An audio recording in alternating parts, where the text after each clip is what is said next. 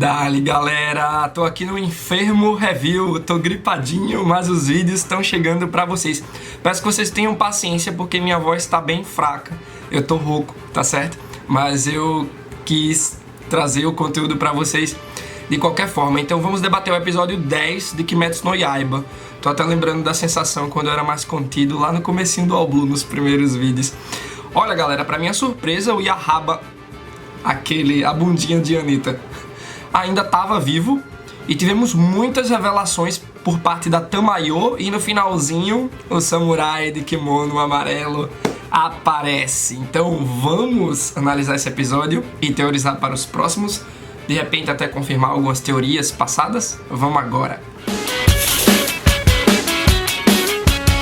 Lembra de seguir o All Blue no Instagram e no Twitter também. Dá o like aí no vídeo e se inscreve no canal, beleza? Conto com vocês. Bom, vamos falar do começo do episódio 10 de Kimetsu no Yaiba, aquela parte do Yahaba, que ainda estava vivo. Ou não, né, galera? Realmente o golpe do Tanjiro foi com o Anichirin, decepou o cara, então isso significa a morte de um demônio. Só que enquanto o cara não morre, ele ainda consegue executar um último golpe. Pô, é absurdo. A resistência, eu não diria resistência, mas a vontade do Yahaba em estar lutando contra o Tanjiro tá se fazendo útil para o Muzan Kibutsuji. Então é ali, durante o estalar de dedos do Thanos, enquanto ele tá virando um efervescente, né, na aguinha, o Vitacê na água, é que ele manda o ataque dos vetores loucos. Então o Tanjiro se desespera, porque tipo, ele agora precisa esperar esse último golpe acabar, ou seja, ele precisa esperar a morte do Yahaba. Em quanto tempo ele vai morrer? Geralmente um demônio se dissolve rápido, mas o Yahaba tá aos poucos. Então vamos decorar isso, né? O nível de resistência de um demônio que acho que tem a ver com a sua vontade. E aí, esse golpe dos vetores é como a gente já tinha analisado no episódio passado. O Tanjiro precisa aplicar uma força igual ou maior que aquele golpe para ele poder resistir e não ser esmagado contra o chão, contra a parede, ou ser levado para a estratosfera, né? E por desventura no caso, cair depois. Então o Tanjiro vai conseguindo aplicar esses golpes, a força dos vetores. E o problema é quando ele começa a entrar numa paranoia. Pô, véi, eu preciso vencer esse próximo golpe, mas quantos golpes virão? Eu vou aguentar quantos? Não é pra ele pensar desse jeito, é pra ele se focar no presente. Então o Tanjiro tá muito ansioso, mas o massa é que no momento seguinte ele já entende que ele estava entrando numa paranoia, numa ansiedade, e ele foca. Então, pô, eu achei muito massa ele vir com a problemática interna e resolver. Afinal, ele treinou durante 2 anos e ele tem que se concentrar realmente. E ele consegue vencer, mas a muito custo, viu? Mas ainda assim ele tem uma perna e uma costela quebrados aí no seu corpo. E ele ainda se liga, pô, falta um demônio, que é a Susanoo. E é nesse momento que você vê que ele já tá sem força, ele não consegue nem segurar a espada direito, ele coloca a espada na boca.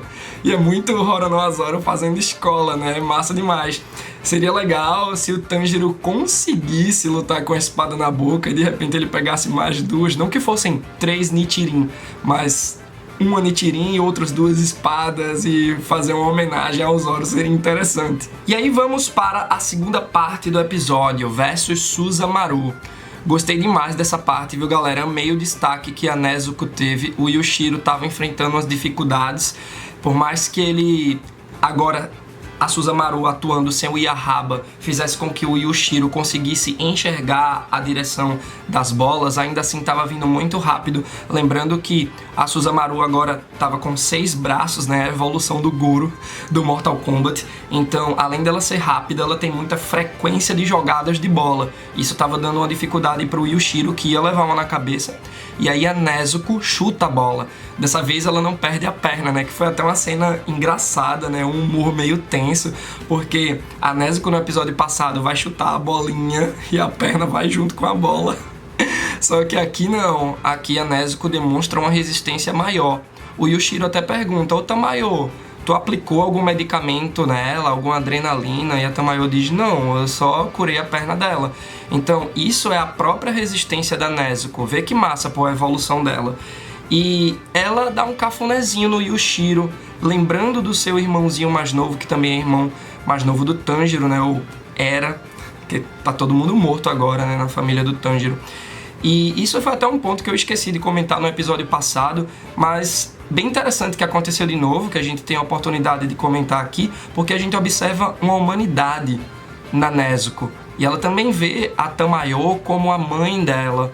Pô, que massa essas pontes sentimentais que ela tá fazendo, né? E nesse momento do episódio eu fiquei, caramba, eu queria ver a Nezuko vencendo a Susanoo sozinha, mas a gente sabe que não foi bem assim, né? Quem venceu a Susanoo foi a Tamayo. O golpe de misericórdia, na verdade, foi da maldição do Muzan Kibutsuji, mas quem guiou para esse cenário foi a Tamayo. Mas ainda assim, temos uma sequência de Susanoo versus Nezuko que virou toquinho, né? Uma chutando a bola para outra.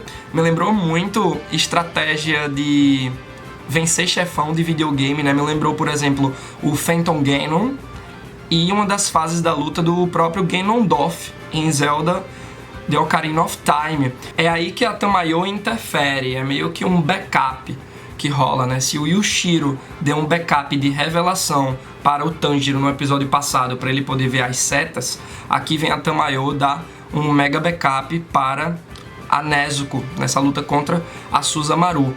A Tamayo, ela já começa chamando a Susanoo de um dos 12 demônios da lua, e fala sobre a verdadeira identidade do Muzan Kibutsuji, quem ele é realmente, que ele é um covarde, que ele tem medo, e é por isso que ele age como vemos, tipo, transformando os outros em demônios, e através dessa maldição, ele não permite que os outros demônios montem clãs.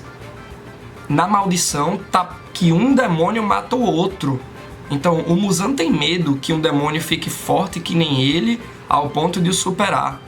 Muito louco isso que a Tamayo falou, e me lembra muito daquela teoria que a gente jogou aqui há uns 2 episódios, de que o Muzan Kibutsuji, de repente, ele entra naquele espectro do Loki em relação ao Thor, e que o antepassado do Tanjiro, aquele samurai de cabelo vermelhão, com brincos de Hanafuda, seja de repente um irmão mais velho do Muzan, que era heróico. Isso causou uma inveja no Muzan, né? Então a gente vê que, de acordo com esse testemunho da Tamayo, o Muzan manipula todo mundo e ele é um covarde. E a gente vê que todas essas palavras da Tamayo fazem parte da maldição dela. Ela meio que jogou uma porção da verdade no ar e a Susanoo ingeriu ao escutar aquilo tudo. Então ela cai no erro, a Susanoo, de falar o nome do Muzan Kibutsuji. E aí, ó, fatality. Porque você não pode falar nada sobre o Muzan que dê pistas pra tentarem descobrir onde ele tá. Algo que comprometa o Muzan, como, por exemplo, o seu nome. É muito forte falar o nome do Muzan Kibutsuji, e aí a maldição do cara age, vem uns braços da própria Susanoo que quebram, esmagam a cabeça da garota, galera. É fatality total, acho que nem fatality, é um brutality mesmo essa cena. E aí vamos a algumas revelações desse episódio 10. A primeira grande revelação, né, que nos é contada pela Tamayo, é de que Yahaba e Susanoo não são membros dos 12 demônios da lua. Eu fiquei impressionado. E por que a Tamayo diz isso? Ela diz que os membros dos 12 demônios têm números nos globos oculares. Eu até fiquei me perguntando nessa hora se não era por isso que o Yahaba ficava de olhinho fechado, para ele não revelar para ninguém. Ah, Matheus, e a Susanoo? Não sei, de repente a fenda do olho dela poderia fazer-se passar pelo número 1, e como o dele estava fechado, não ia dar mais pistas, né? Mas o mais impressionante disso tudo, galera, é que testemunhamos demônios aparentemente fortes. Na verdade, eles foram um baita desafio para o grupo do Tanjiro, mas o Tanjiro, a Nezuko, o Yushiro, a Tamayo enfrentaram, na verdade, demônios fracos. Ainda tem os 12 demônios da lua e o próprio Muzan Kibutsuji. A gente vê que a Tamayo também pega sangue da Susanoo. Ela não morreu completamente. E eu gostei da explicação. Tipo, o cenário aconteceu de uma maneira que deu a vez pra Tamayo pegar o sangue, deu uma oportunidade. E ela fala que só 3 coisas podem matar os demônios, né? A luz do sol, ainda tá de noite, a Nichirin decepando a cabeça de um demônio, não foi o caso na Susanoo, e em terceiro lugar, o próprio Muzanki Butsuji. Vimos que a maldição surtiu efeito e vieram os braços demoníacos e estouraram a cabeça da Susanoo, mas aquilo não foi o Muzanki Butsuji, o próprio, foi a maldição dele. E é nesse momento que o Tanjiro se dirige até o corpo da Susanoo. A gente vê que tá saindo uma voz ali, a gente não sabe de onde, né, já que a cabeça do demônio foi estourada aí pela maldição do Muzanki Butsuji, mas vem a palavra Mari de Temari, né? No caso é aquela bolinha. Então o demônio tava querendo brincar de bola. E aí o Tanjiro entende que aquele demônio, a Susanoo, era uma criança. Eu até fiquei me perguntando se poderia ser aquela bebezinha, a suposta filhinha do Muzanki Butsuji. Mas eu acho que foi uma outra criança, galera. Isso nos mostra que o Muzan é mais cruel do que ele aparenta, né? A sequência final do episódio é muito linda e quem dá o tom dessa beleza é a Nezuko. É muito bonitinho quando ela abraça o Yushiro e também abraça forte a Tamayo. O Yushiro até fica com um ataque de ciúminho. E a Tamayo, ó, fica na tua, menino. Tá de boa. Deixa ela me abraçar. Isso porque a Nezuko vê aqueles demônios não como inimigos, mas como amigos. E acho que até algo mais forte, né, galera? Ela vê eles como família. E vocês lembram da hipnose do Sakonji Urokodaki, o mestre do Tanjiro? Ele hipnotizou a Nezuko para proteger os humanos e para ter os demônios, ver os demônios como os seus inimigos. Então, era para ela odiar a Tamayo e o Yushiro. Mas aí vocês lembram que a hipnose é apenas uma sugestão? Então, é a própria Nezuko que dita as regras. O Sakonji fez a parte dele, muito boa por sinal, mas o coração da Nezuko é quem manda no final das contas, né? Então é muito lindo ela ver a Tamayo e o Yushiro como humanos. Nesse momento, o Yushiro lembra, ele olha ali pro quartinho do lado e vê o local, né? Eu não sei se foi exatamente ali, mas ele lembra da ocasião de quando ele virou um demônio. Quando a Tamayo falou pra ele, perguntou se ele queria. Então é um momento bem tocante. E ambos, a Tamayo e o Yushiro, decidem ir embora dali, porque a localização foi revelada. Eles se aproximaram muito do Muzanki Butsuji. Então, se o Yahaba e a Susanoo descobriram a localização, por que não os 12 demônios da lua de repente? Ou o próprio Muzan, que está morando ali perto? Será que o Muzan vai continuar morando em Tóquio? Creio que ele migrou. Então, a Tamayo ainda pergunta pro Tanjiro se ele não permite a Nezuko seguir com ela e com o Yushiro.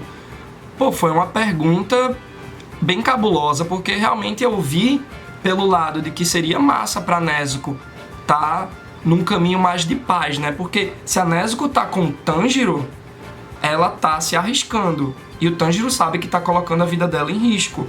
Mas ela quer ir com o Tanjiro.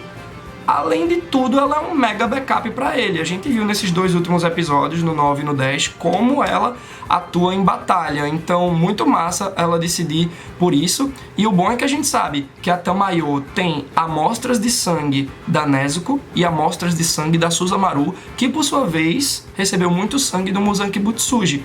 Então, a jornada da Tamayo tá evoluindo para encontrar essa cura. E o Tanjiro também vai pelo caminho dele, que lá na frente pode se encontrar, pode convergir novamente com o da Tamayo e eles terem mais informações para se complementarem para achar a cura, né? E é massa que o Yushiro fala pro Tanjiro, ó, a Nezuko é linda. Que massa, né? Porque teve esses conflitos entre eles, tipo, o Tanjiro não entendeu quando o Yushiro chamou a Nezuko de ignóbil, ele associou com feiura, nada a ver. Então o Yushiro faz questão de dizer, dando uma prova de que o Yushiro é um cara legal, velho. Muito massa. E a gente vê que um corvo chega novamente pro Tanjiro, né? Não um corvo, o corvo do Tanjiro, dizendo que tem uma missão no Sudeste.